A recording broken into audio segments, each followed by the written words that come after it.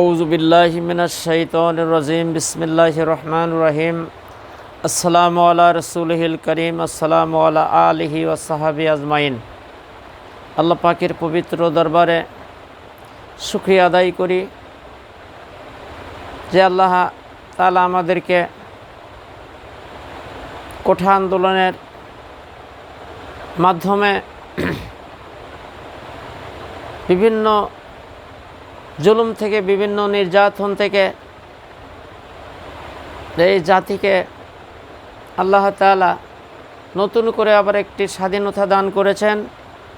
ছাত্রদের, ছাত্রীদের বুকের তাজা রক্তের বিনিময়ে আল্লাহ পাক আমাদেরকে যে কথা বলার স্বাধীনতা, চিন্তার স্বাধীনতা, মুক্তির স্বাধীনতা, গরিব দুঃখী মেহনতি মানুষের ন্যায্য অধিকারের দাবি আদায়ের লগ্নে যে কোঠা আন্দোলনের আমার কলেজার টুকরা ছাত্র ছাত্রীরা অক্লান্ত আন্দোলন করে জীবন দিয়ে শহীদ হয়ে যারা এত সুন্দর একটা কল্যাণমূলক কাজ করলেন, সেই শহীদের আত্মার মাগফিরাত কামনা করি। আল্লাহ পাক যেন এদেরকে জান্নাতুল ফিরদাউসের অধিমা মেহমান বানিয়ে দেয়। যাদের পিতামাতার বুক খালি হয়েছে, আল্লাহ পাক যেন তাদের ধৈর্য ধারণ করার তৌফিক দান করে এবং আল্লাহ তাদেরকে যেন, যারা দুনিয়ার বুকে বেঁচে আছে, যারা হকের আন্দোলন করেছে, আল্লাহ পাক তাদের মেধা শক্তি ভালো করে দিক, তাদের চিন্তা চেতনাকে সুন্দর করে দিক, হায়াতে তৈবা এবং মানুষ শয়তান জিন শয়তানের জুলুম থেকে, অত্যাচার থেকে, ধোঁকা থেকে আল্লাহ এই ছাত্র সমাজকে সকলকে হেফাজত করুক, আল্লাহুম্মা আমিন। প্রিয় মুসলমান ভাই ও বোনেরা, গোটা পৃথিবীর থেকে যারা বাংলাদেশের অবস্থা দেখেছেন,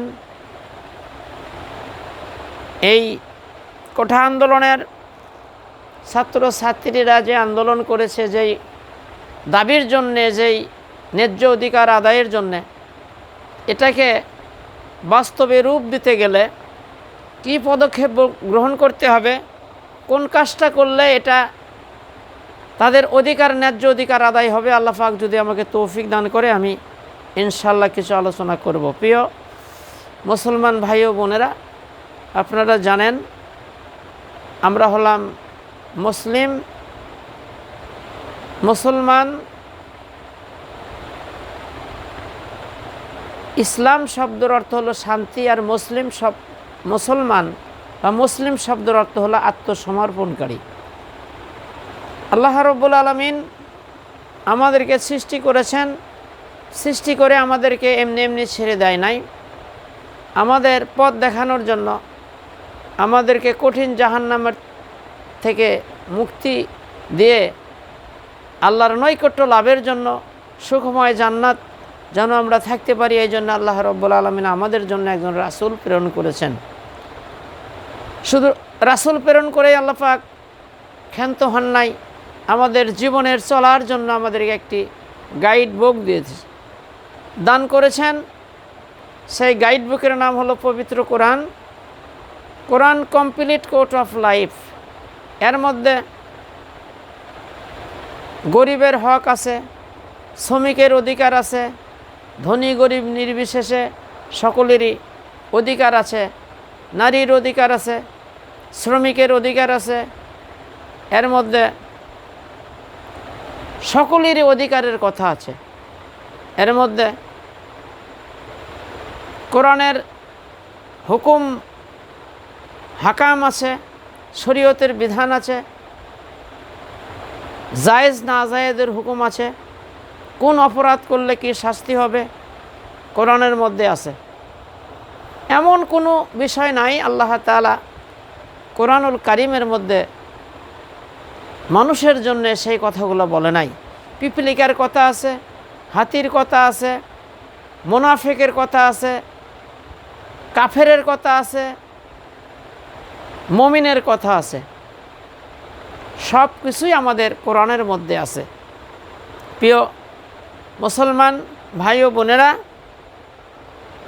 আমি যে আলোচনাটা করব যে এই আন্দোলন বা মানুষের হক বা অধিকার আদায়ের জন্য আমাদেরকে এই মুহূর্তে করণীয় কাজটা কি, আমি সেই কথা যদি আল্লাহ পাক আমাকে তৌফিক দান করে আমি আলোচনা করব ইনশাআল্লাহ।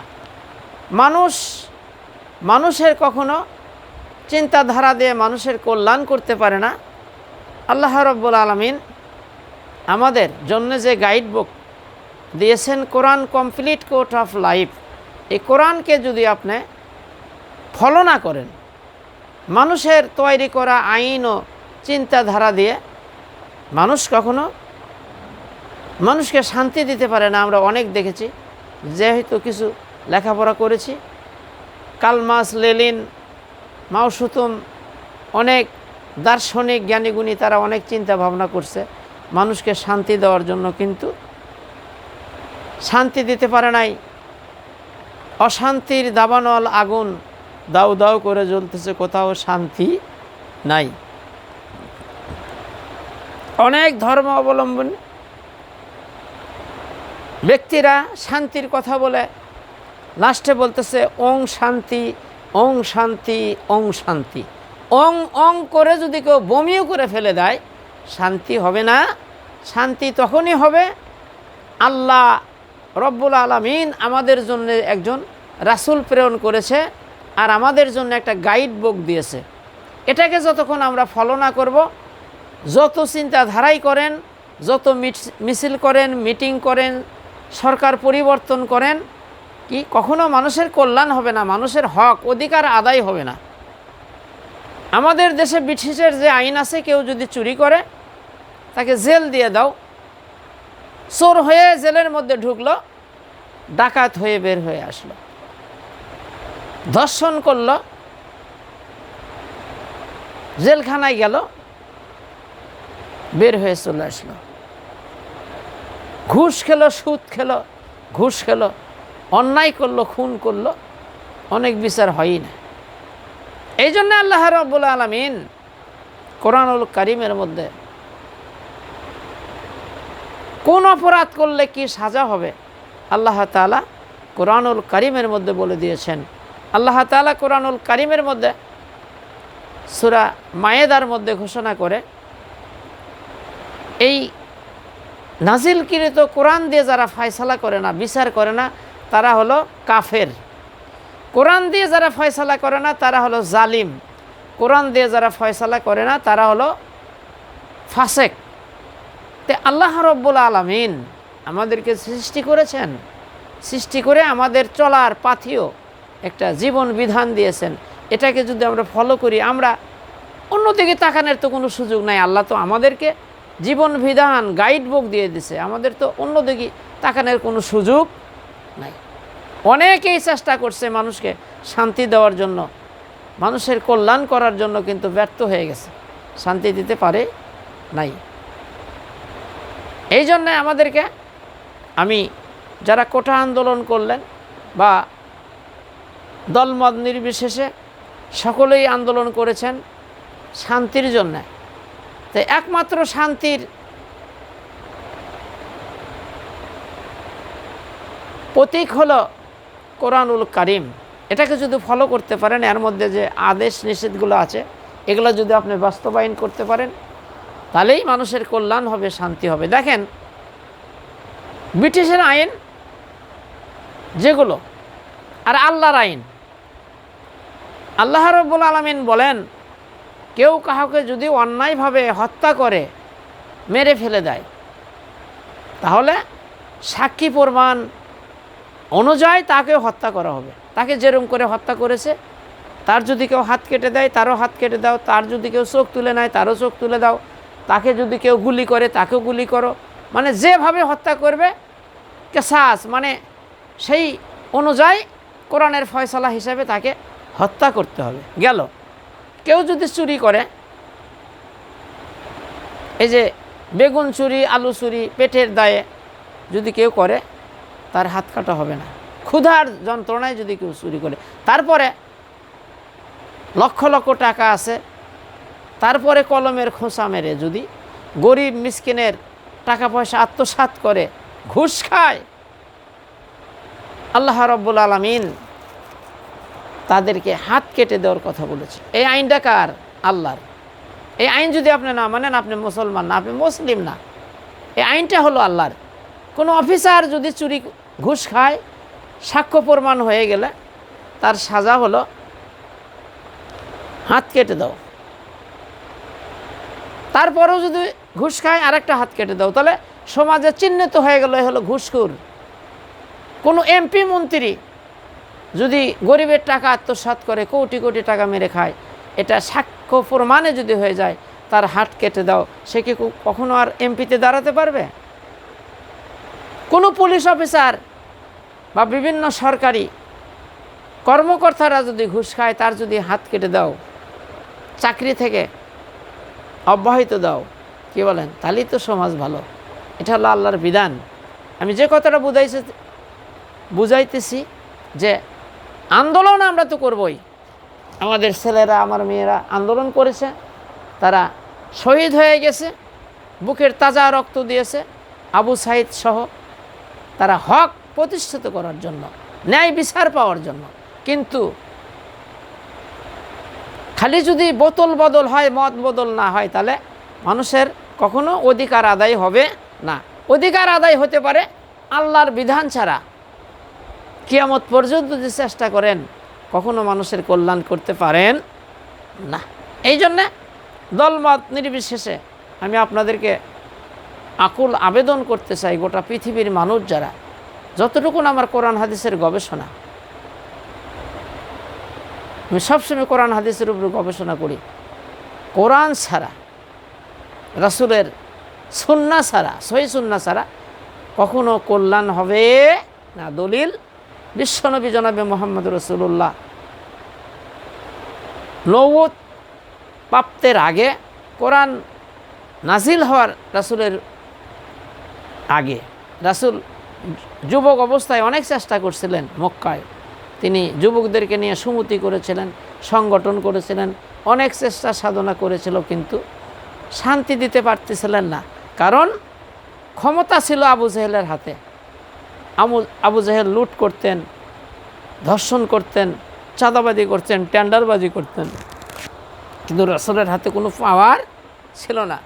রাসূল সাল্লাল্লাহু আলাইহি সাল্লাম, আপনারা জানেন, 13টি বছর অক্লান্ত পরিশ্রম করলেন। এমনকি কাফের বেঈমানেরা খানায় কাবার মধ্যে মূর্তি ঢুকালেন। রাসূল আল্লাহকে বললেন, আল্লাহ আমাকে একটা রাষ্ট্রীয় শক্তি দেন, একটা সালতানাত দান করেন। রাসূল মক্কা থেকে হিজরত করে মদিনায় চলে গেলেন। আপনারা জানেন, রাসূল মদিনার প্রেসিডেন্ট হয়ে গেলেন। 10টা বছর রাসূল কোরআন দিয়ে দেশ পরিচালনা করেছে, কোরআনের আইন দিয়ে দেশ চালাইছেন। শান্তি আর শান্তি আর শান্তি। রাসূল বলেছিল, আমার যুগ হলো সর্বশ্রেষ্ঠ যুগ। বিশ্বনবী মক্কায় যে রাষ্ট্রনায়ক হয়ে গেলেন, মদিনার রাষ্ট্রনায়ক হয়ে গেলেন রাসূল। মদিনার থেকে আবার 10,000 সাহাবাই কেরাম নিয়ে মক্কা বিজয় করলেন। কি কন? যাদের হাতে খানায় কাবার চাবি ছিল, রাসূলের হাতে দিয়ে দিলেন। কে কোন দিকে চলে গেলেন?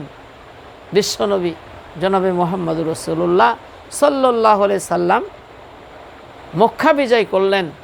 আর আল্লাহ বললেন, হে নবী, এই মূর্তির মাথার উপর বাড়ি দেন, আর মূর্তিগুলো ভেঙ্গে চুরমার করে দেন, আর ঘর থেকে বের করে দিয়ে আপনি মসজিদের মধ্যে নামাজ আদায় করেন। সুবহানাল্লাহ। প্রিয় মুসলমান ভাই ও বোনেরা, আপনারা কোন দল করেন?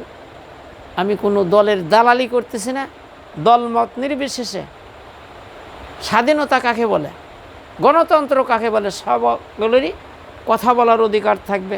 সরকার যদি কোনো ভুল করে, জনগণ তুলে ধরবে, আন্দোলন করবে, মিটিং করবে, মিছিল করবে তাদের দাবির জন্য। কিন্তু কারো উপর গুলি করা যাবে না, অন্যায় করা যাবে না, খুন করা যাবে না, গুম করা যাবে না। এগুলো তো গণতন্ত্র না, একে স্বাধীনতা বলে না। এই জন্যে বিশ্বনবী জনাবে মুহাম্মদ রাসূলুল্লাহ সাল্লাল্লাহু আলাইহি সাল্লাম ইন্তেকালের পরে, আপনারা জানেন, সাহাবাই কেরাম রিদওয়ানুল্লাহি তাআলা আজমাইন, আবু বকর সিদ্দিক রাদিয়াল্লাহু তাআলা আনহু, ইনি রাষ্ট্রনায়ক হয়ে গেলেন। তিনি ভাষণ দিলেন যে আমি যদি কোনো অন্যায় করি, কোনো জুলুম করি মানুষের উপর, কোরআন হাদিসের বাহিরে যদি আমি চলি, তাহলে আমাকে ক্ষমতা থেকে নামাইয়া দেবেন। কী করেন? আর আমরা মনে হয় ক্ষমতা নেওয়ার জন্যে খালি লোভ, আরও খামো আরও খামো। ইসলামের দৃষ্টিতে ক্ষমতা দিতে চাইলেও তারা নিতে চাবে না, যে আপনি এই দায়িত্ব পালন করেন, এমপি হন, মন্ত্রী হন, কিন্তু সে বলবে না ভাই আমি পারবো না, আমার দ্বারাই এত বড় দায়িত্ব পালন করা সম্ভব না। কিন্তু আমরা দেখেন কি লোভ, মানে দলাদলি ফালাফালি, আমাক দাও আমাক দাও, মানে আমাক দাও আমাক দাও, মানে খামু সব খামু। লোভ লালসা, এত লোভ লালসা কেন? কি বলেন? এই যে চেয়ারম্যান, মেম্বার, এমপি, মন্ত্রী হওয়ার জন্য অনেক লোভ লালসা। কি এদের কি আসলেই কল্যাণমূলক? সবাই না, সবাই না। কল্যাণমূলক কাজ করার জন্য না। তো আপনি গরিবের একটা টাকা যদি মেরে খান, কিয়ামতের ময়দানে সূরা মাউনের মধ্যে আছে যে আমরা এতিম মিসকিনদেরকে খেতে দেয় নাই, এতিমের গলায় ধাক্কা দিছি, মিসকিনদেরকে খেতে দেয় নাই। এটার তাফসিরে এসেছে আপনি সমাজে রাষ্ট্রে এমন কাজও করেন নাই, এমন মানুষকেও নেতা বানান নাই যে তারা গরিব মিসকিনের হক আদায় করবে, ন্যায্য পাওনাগুলো দিয়ে দেবে, এর বিনিময়ে আপনাকে জাহান্নামে যেতে হবে। প্রিয় মুসলমান ভাই ও বোনেরা, অনেকেই হজ করছে, হাজি বিভিন্নভাবে আছে, যে তারা বলে যে এই রাজনীতি এটা খারাপ জিনিস, এগুলার মধ্যে আমরা কে যাবো? তাহলে রাসূল মনে হয় বোঝে নাই নাকি? আপনি বেশি বোঝেন। সাহাবায়ে কেরাম রিদওয়ানুল্লাহি তাআলা আজমাইন রাষ্ট্র চালাইয়েছেন। হযরত ওমর ফারুক রাদিয়াল্লাহু তাআলা অদ্য জাহানের খলিফা ছিলেন। আর আপনি কী কন? এগুলো শুনলে লাখ শিখতেন। তাহলে কি আপনি চান যে চোর ডাকাত লম্পট বদমাইশ তারা যাক, যারা মানুষের বুকে গুলি করবে, খুন করবে, গুম করবে, অন্যায় করবে, জুলুম করবে? আমি কোনো দলের কথা বলতেছি না, যে কোনো দলের হতে পারে, আমি কোনো দলের দালালি করতেছি না। এদেরকে ক্ষমতায় দেবেন আর আপনি মসজিদের মধ্যে থেকে জিকির করবেন?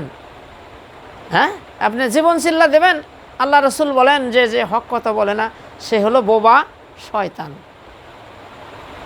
আল্লাহ রাব্বুল আলামিন, প্রিয় দেশবাসী এবং দেশের বাহির থেকে যারা আমার চ্যানেলটি দেখতেছেন, অত্যন্ত লক্ষ্য করেন, বিশ্বনবী যখন মসজিদ নববীতে নামাজ আদায় করেছেন, ইমামতি করছেন, রাসূলের পিছনের কাতারে আব্দুল্লাহ ইবনে উবাই নামে একজন সাহাবী নামাজ আদায় করেছে।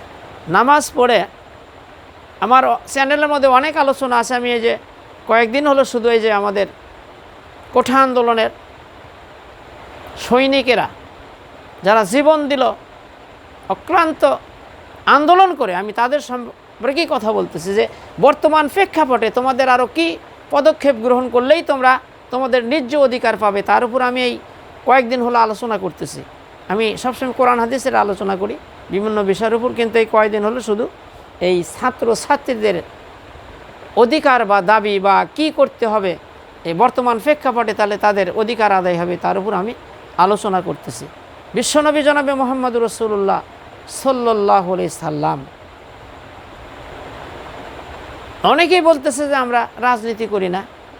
কী কন?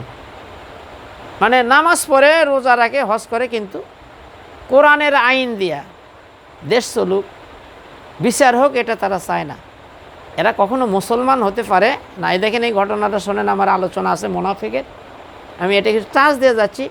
তিনি আব্দুল্লাহ ইবনে উবাই রাসূলের পিছনে নামাজ আদায় করেছে, কিন্তু নামাজ থেকে বের হয়ে এসেই বাহিরে এসে আবু জেহেলের সাথে রাজনীতি করছে, দল করছে, যত পরামর্শ সব আবু জেহেলের সাথে। আবু জেহেল বলল, কি ব্যাপার আব্দুল্লাহ, তুমি তো রাসূলের পিছনে নামাজ পড়ো, আমাদের সাথেই তো চলো। কয় আমি মুসলমান সেজেছি মুসলমানকে ধোঁকা দেওয়ার জন্য। তাহলে মুসলমান সাজার মুসলমান হওয়া পার্থক্য আছে। হযরত আব্বাস রাদিয়াল্লাহু তাআলা আনহু বর্ণনা করেন যে মোনাফেক যদি খুঁজতে চাও, মোনাফেক থাকে নামাজিদের মধ্যে। মোনাফেকের টুপি থাকবে, দাড়ি থাকবে, পাগড়ি থাকবে, জুব্বা থাকবে, কিন্তু টাটকা মোনাফেক। সে মুসলমানদেরকে ধোঁকা দেওয়ার জন্য মসজিদের মধ্যে যায়। আব্দুল্লাহ ইবনে উবাই রাসূলের পিছনে নামাজ আদায় করেছে, কিন্তু মসজিদ থেকে বের হয়ে এসে আবু জেহেলের সাথে, উতবা, সাইবা, আবু লাহাব, আবু সুফিয়ানের সাথে পরামর্শ করতে, তারাই হলো বন্ধু। তিনি যখন ইন্তেকাল করলো, তার ছেলে এসে বলল, ইয়া রাসূলুল্লাহ, আমার আব্বা তো ইন্তেকাল করছে, তার দাফন কাফনের ব্যবস্থা করুন। আর আপনার পুরাতন জুব্বা দিয়ে আব্বা বলেছে তার কাফনের কাপড় বানার কথা।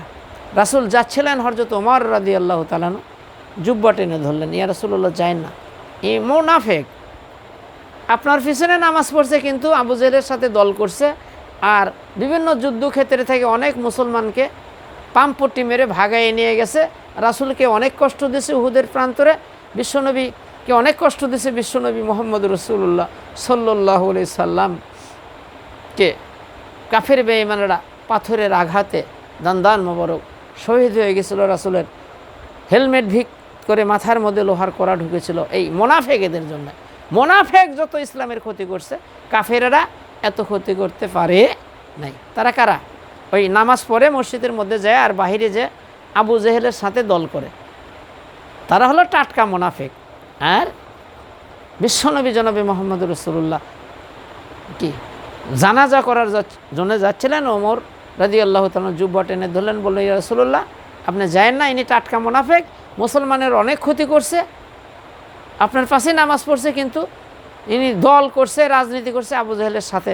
রাসূল যাচ্ছিলেন, ওমর জুব্বা টেনে ধরলেন। রাসূল বলল, আল্লাহ তোমাকে কিছু বলে নাই। কিছুক্ষণ পরই জিবরাইল আলাইহিস সালাম এসে ওহী নাজিল করে বলল, ইয়া রাসূলুল্লাহ এই মোনাফেকের জন্য যদি ৭০ বারও আপনি দোয়া করেন আল্লাহ কবুল করবে না। আমাদের দেশে মনে হয় এই ধরনের মোনাফেক নাই, ঠিক আছে? এরা হলো টাটকা মোনাফেক, যারা বলে যে আমরা রাজনীতি করি না, এগুলার মধ্যে হুজুর মানুষকে এগুলোর মধ্যে যাবে, ভালো মানুষকে এগুলোর মধ্যে যাবে। তাহলে এর থিওরিটি যে খালি চোর ডাকাত, লম্পট, বদমাইশ, লুচ্ছা, গুন্ডা তারাই রাজনীতি করবে, আর ভালো মানুষ খালি মসজিদের মধ্যে জিকির করবে, কি কন? আর খলফার ব্যানের মধ্যে যায় তো ঠিকই মারেন, কি কন? সেল তো ঠিকই মারেন। এরা হলো টাটকা মোনাফেক। প্রিয় দেশবাসী, মুসলমান ভাই ও বোনেরা, আমি বুঝাইতেছি, আল্লাহর জাতের কসম করে বলতেছি, যে কোরআন দিয়ে আপনি নামাজ পড়বেন, ওই কোরআন দিয়ে যদি আপনি রাজনীতি না করেন, ওই কোরআন অনুযায়ী যদি আপনি ইসলামী আন্দোলন না করেন, কোরআনের আইন জমিনে প্রতিষ্ঠিত হোক, কোরআনের আইন দিয়ে দেশ চলুক, সকল বিচার সালিশ কোরআন দেয়া হোক, এই চিন্তা চেতনা যদি না থাকে, আপনি টাটকা মোনাফেক। 1 কোটি বার হজ করলে মোনাফেক, 1 কোটি বার 100 কোটি টাকা জাকাত দিলে, 1 কোটি মসজিদ বানিয়ে দিল, আপনি টাটকা মোনাফেক এবং কাফের। কোরআনের দলিল, কোরআন দিয়ে যারা ফয়সালা করবে না তারা হলো কাফের, কোরআন দিয়ে যারা ফয়সালা করবে না তারা হলো জালিম, কোরআন দিয়ে যারা ফয়সালা করে না তারা হলো ফাসেক। প্রিয় মুসলমান ভাই ও বোনেরা, আমাদের কোঠা আন্দোলনের ছাত্র ছাত্রীরা, আমি তাদের জন্য দোয়া করি। তোমাদের সাহসিকতা এবং তোমাদের হিম্মত আমি দেখেছি। কি বলেন? আন্দোলন করতে করতে আমার সোনামণিরা বলতেছেন, আমাদের দোষ কি? আমাদের বুকে গুলি করতেছেন কেন? আমরা তো কারোর সাথে মারামারি করি নাই, আমরা তো আমাদের অধিকারের জন্যে আন্দোলন করতেছি। এটা কেমন স্বাধীনতা? বলা যাবে না কথা, রক্ত দিয়ে ফেলাম শালার এমন স্বাধীনতা। সেই স্বাধীনতা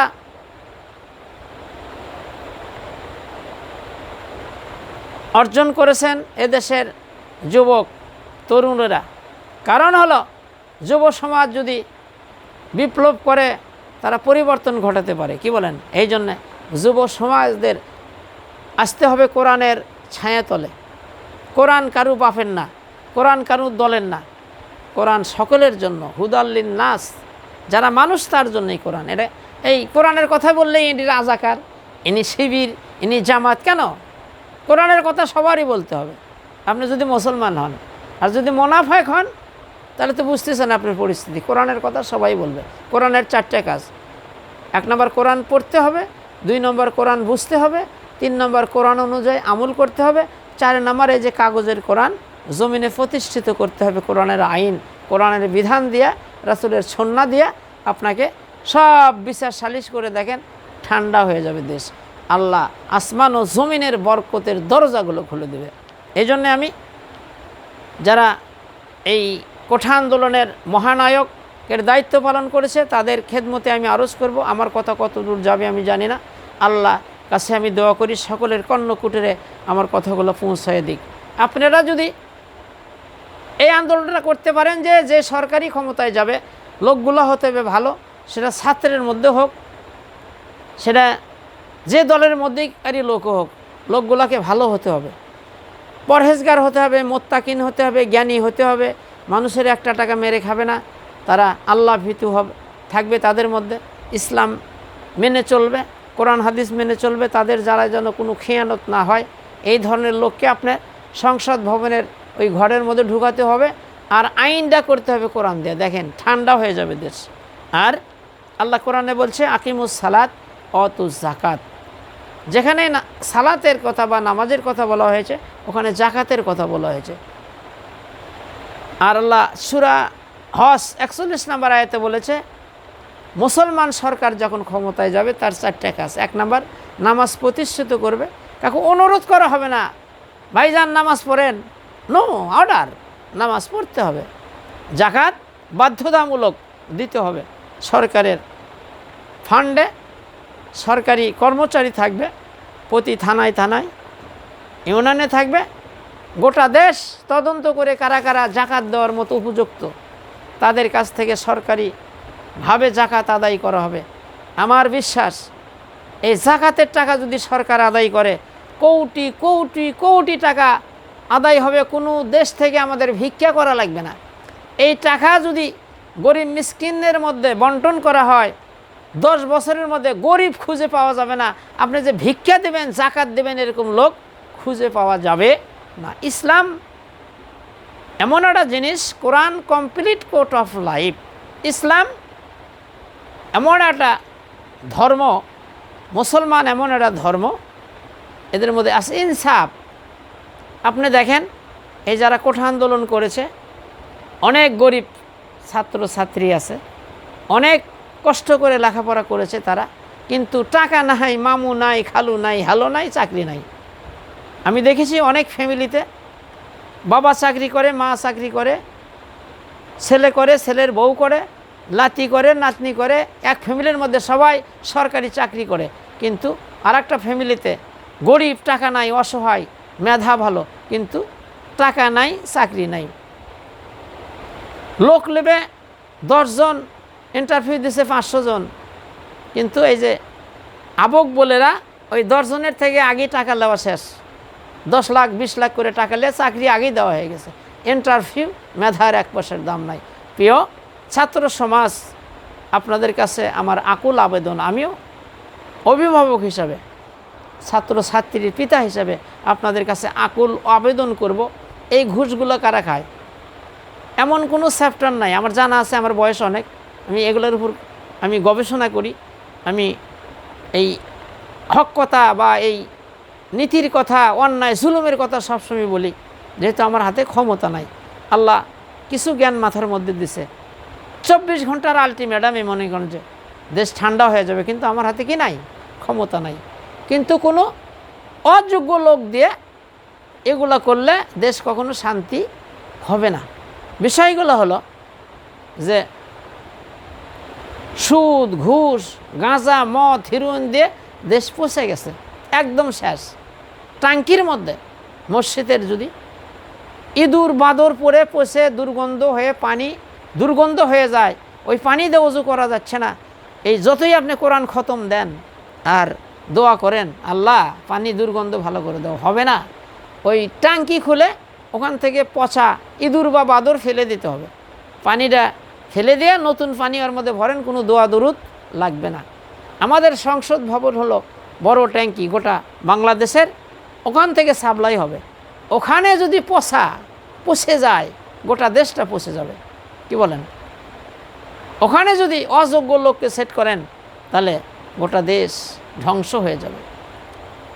ওখানে যদি অযোগ্য লোক সেট করেন ক্ষমতার মসনদে বসার জন্য, ফুলের মতো ছেলে মেয়েদের বুকে তারা গুলি করতে কণ্ঠবোধ করবে না, মানুষকে খুন করতে, গুম করতে তারা কষ্টবোধ করবে না, কারণ তাদের সিনার মধ্যে আল্লাহর ভয় নাই। কার ভয় নাই? ইসলামের ইতিহাস পড়ে দেখেন, আমার কলেজার টুকরা ছাত্র ছাত্রীরা, আপনারা কি পড়েন? কাদের জীবনী পড়েন? সাহাবাই কেরাম রিদওয়ানুল্লাহি তাআলা আজমাইনদের জীবনী পড়েন। যারা আমার মায়েরা, ছাত্রী, আমার সোনামণিরা, আপনারা জান্নাতি রমণী আসিয়ার জীবনী পড়েন, ফাতেমার জীবনী পড়েন, খাদিজার জীবনী পড়েন, রাবেয়া বশির জীবনী পড়েন, এই মহিষী নারীদের জীবনী পড়েন, আপনাদের চরিত্র ভালো হয়ে যাবে। আর যারা ছেলে আছেন তারা সাহাবাই কেরাম রিদওয়ানুল্লাহি তাআলা আজমাইনদের জীবনী পড়েন, খালিদ বিন ওলীদের জীবনী পড়েন, আবু বকর সিদ্দিক রাদিয়াল্লাহু তাআলার জীবনী পড়েন, ওমরের জীবনী পড়েন, বিশ্বনবী জনাবে মুহাম্মদ রাসূলুল্লাহ সাল্লাল্লাহু আলাইহি সাল্লামের জীবনী পড়েন, আপনার জীবনের পরিবর্তন এসে যাবে। কার জীবনী পড়েন? অনেকেই আছে চলচ্চিত্রর বাপ দাদা খালা খালু সবার নাম জানে, যাদের চরিত্র নাই অনেকেরই, লম্পট বদমাইশ, তাদের চরিত্র জানে, কবে হলো, কি করলো, প্রেম করলো, কিন্তু বিশ্বনবী জনাবে মুহাম্মদ রাসূলুল্লাহ সাল্লাল্লাহু আলাইহি সাল্লামের জীবন আদর্শ আমরা জানি না। জীবনে কখনো তুমি মিথ্যে বলনি, তোমারও খুনে লাল তায়েফের ভূমি, ওগো আল্লাহ ক্ষমা করো এ তায়েফবাসীকে, ওরা তো চেনেনি আমি যে মুহাম্মদ। কত ব্যথা কত জ্বালা সহিয়াছ তুমি, তোমারও খুনে লাল তায়েফের ভূমি, ওগো আল্লাহ ক্ষমা করো এ তায়েফবাসীকে, ওরা তো চেনেনি আমি যে মুহাম্মদ। বিশ্বনবীর জীবন পড়ে দেখেন, সারাটা জীবন তিনি হক প্রতিষ্ঠার জন্য অন্যায়ের বিরোধিতা করেছে। আর তুমি তেলতেলা গোহেন্দার মসজিদের কোনায় বসে থেকে জিকির করতেছো, আর বাহিরে মানুষের উপর জুলুম হচ্ছে, ছাত্রের বুকে গুলি করতেছে, মানুষকে খুন করতেছে, গুম করতেছে, আর তুমি ওটি ইল্লাল্লাহ ইল্লাল্লাহ জিকির করতেছ। মিয়া হক কথা যে না বলে সে হলো বোবা শয়তান। কি বলেন? এই জন্য আল্লাহ রাব্বুল আলামিন কোরআনুল কারীমের মধ্যে বললো যে মুসলমান সরকার যখন ক্ষমতায় যাবে তার 4টা দায়িত্ব। সূরা হজ 41 নম্বর আয়াত পড়ে দেখেন। ও আমার কলেজের টুকরা ছাত্ররা, আমার সোনামণিরা, ইসলামের ইতিহাস পড়েন, কোরআন পড়ো। যার ভিতরে কোরআন নাই সে একদম মূর্খ শিক্ষিত।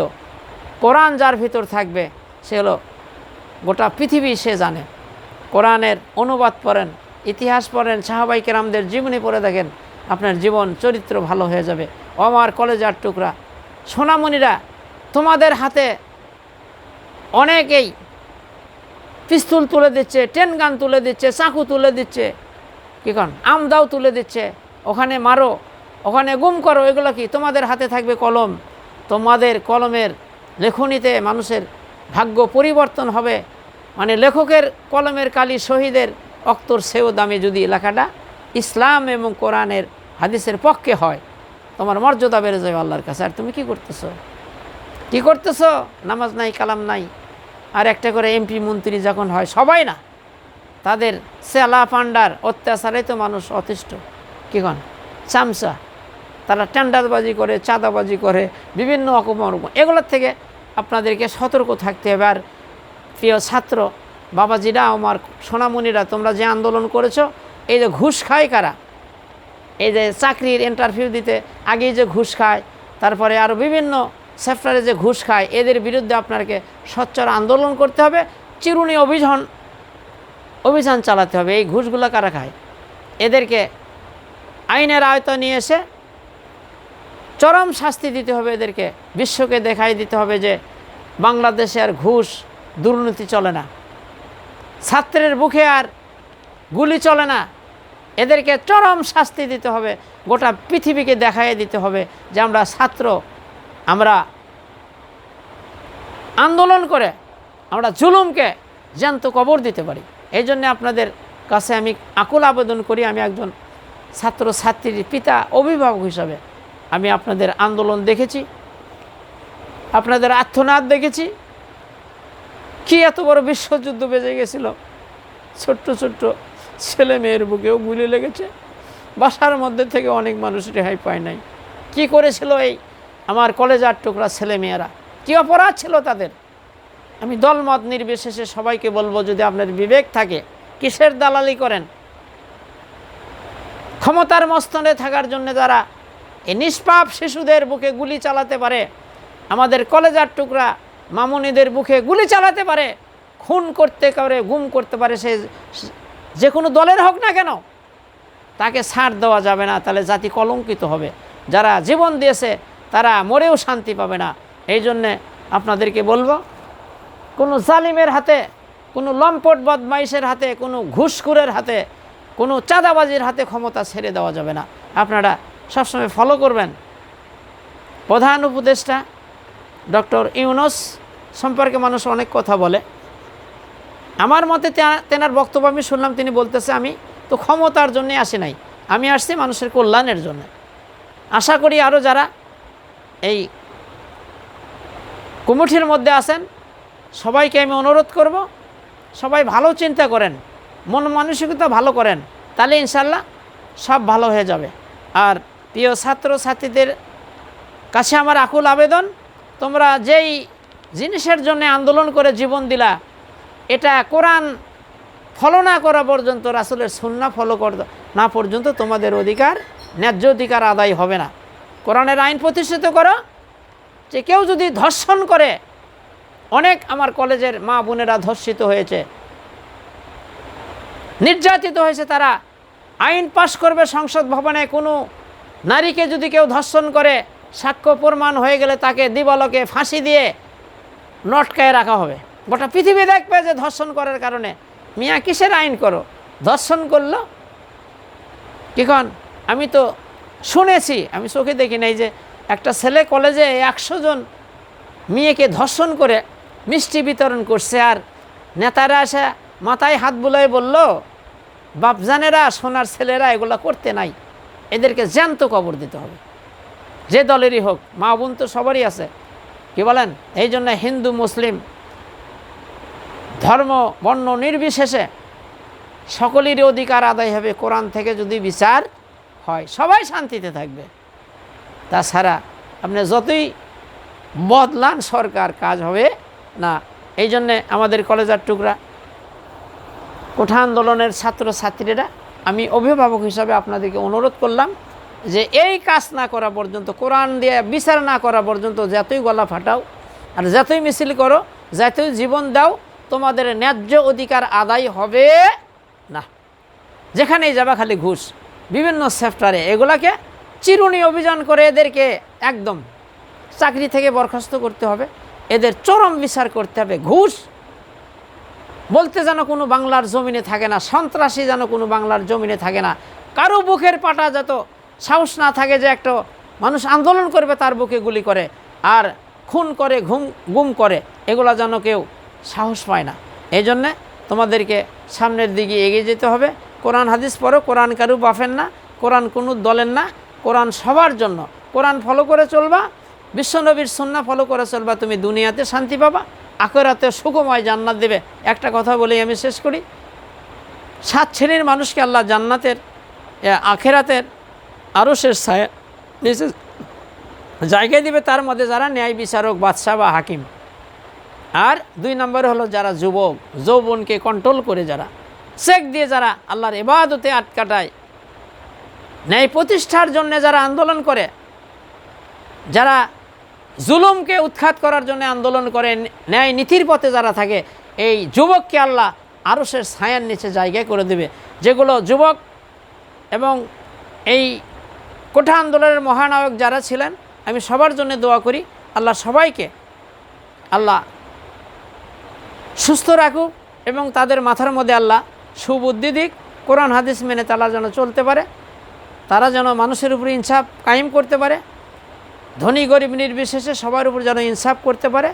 আল্লাহ সুবহানাহু ওয়া তাআলা যারা শহীদ হয়ে গেল, আমি দোয়া করি আল্লাহ পাক তাদেরকে জান্নাত নসিব করুক, এবং পিতামাতা, আত্মীয় স্বজনের, এবং যারা অকালনে ছোটো ছোটো শিশুর বুকে গুলি লেগে পিতামাতা আত্মনাদ করতেছে, আল্লাহ তাদেরকে ধৈর্য ধরার তৌফিক দান করুক।